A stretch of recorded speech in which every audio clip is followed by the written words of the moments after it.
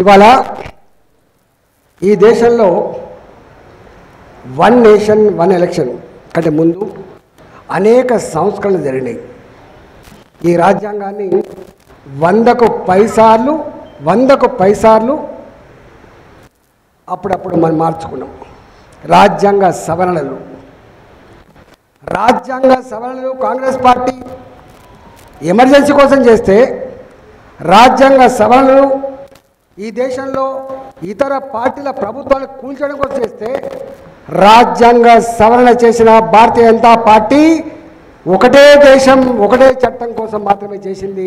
370 article రద్దు చేసి Jammu and Kashmir భారత్లో భాగం మాత్రమే నా కొడుక కన్నెత్తి చూడడానికి వీల్లేదని చెప్పి చట్టం చేసిన పార్టీ, దానికోసం రాజ్యాంగ సవరణ చేసిన పార్టీ భారతీయ జనతా పార్టీ. అట్లా అనేక సవరణలు జరిగినాయి. అది దేశ హితం కోసం మాత్రమే జరిగినాయి. ఎప్పుడు కూడా మనం చూస్తూ ఉంటాం,